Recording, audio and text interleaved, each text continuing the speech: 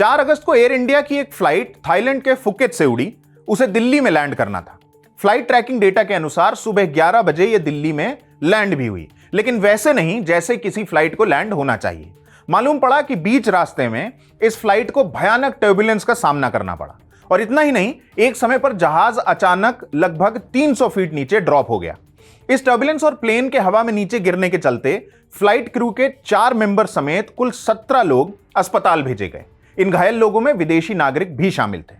मेरा नाम है केतन और आप देख रहे हैं इंडियन एक्सप्रेस हिंदी। आगे की खबर हम आपको बताएं, उससे पहले आप इस शख्स की बातें सुनिए। यह हैं जयपुर के श्रीकांत झा और ये इसी फ्लाइट में मौजूद थे। उनकी आंखों में आंसू था, रो रहे थे कुछ एयर होस्टेसेस, हमने देखा उनको इतना दर्द था, उसके बाद भी वो कर रहे थे। तो एयर इंडिया की जो केबिन क्रू थी वो बहुत अमेजिंग थी।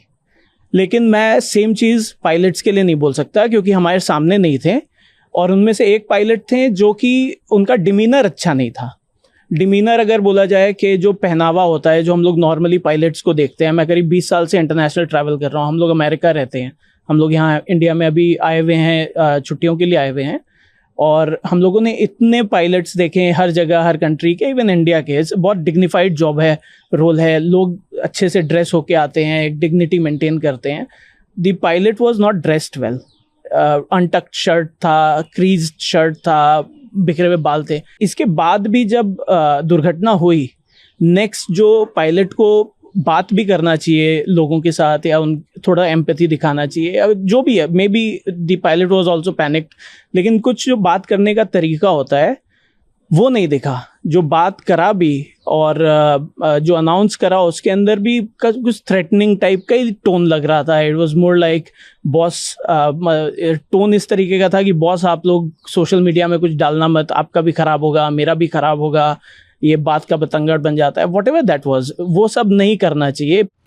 श्रीकांत झा जो बता रहे हैं उस पर मुहर लग चुकी है। मालूम यह चला है कि एयर इंडिया ने उस फ्लाइट के पायलट इन कमांड का ड्रग टेस्ट करवाया और जांच में पाया कि फ्लाइट इतनी जोर जोर से इसलिए हिली क्योंकि पायलट बाबू खुद हिले हुए थे।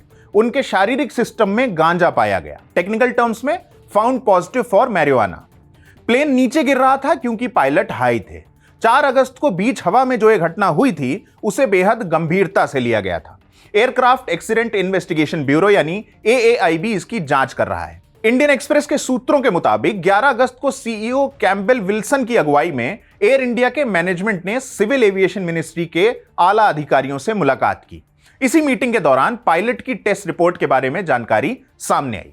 कैम्पबेल विल्सन ने बताया कि मीटिंग के दौरान उनसे कोई सवाल जवाब नहीं किया गया था, बस इन्वेस्टिगेशन के स्टेटस पर अपडेट लिया गया था। अब आ जाते हैं घटना की कुछ पर्टिकुलर बातों पर। बताया जा रहा है कि जहाज ओडिशा प्रदेश के ऊपर उड़ान भर रहा था जब यह सब कुछ हुआ।